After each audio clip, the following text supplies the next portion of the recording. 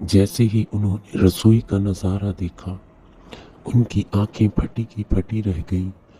उनके पैर बिल्कुल ही जम गए थे।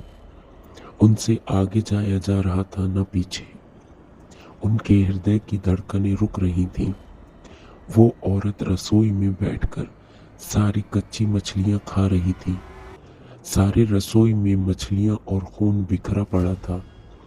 उसके सिर से घूंघट भी उतरा पड़ा था।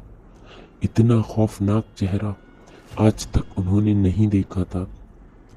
बाल, नाखून सब बड़े हुए थे। मछलियां खाने में मगन होने की वजह से उसे कुछ ध्यान नहीं रहा था और खुशी से सारी कच्ची मछलियां खा रही थी और हूं हूं सी आवाजें निकाल रही थी। रसोई पीछे की तरफ होने की वजह से और लोगों का वहां ध्यान नहीं आ रहा था। माँ को भी कुछ नहीं समझ आ रहा था कि चिल्लाने से कहीं घर के लोगों को नुकसान न पहुंचाए। वो चुड़ैल से अपने घर को कैसे बचाएं, उन्हें समझ नहीं आ रहा था। बस भगवान का नाम ही उनके दिमाग में आ रहा था।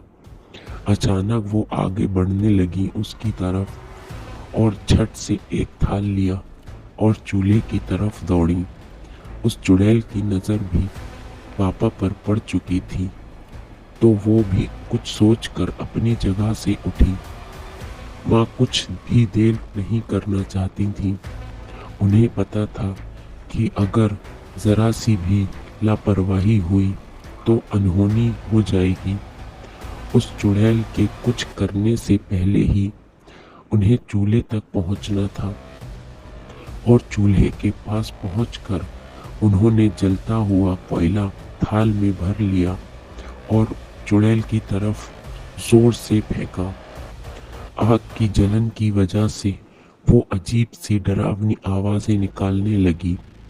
अब तो उसकी आवाजें बाहर भी जा रही थीं। सारे लोग बाहर से रसोई की तरफ भागे।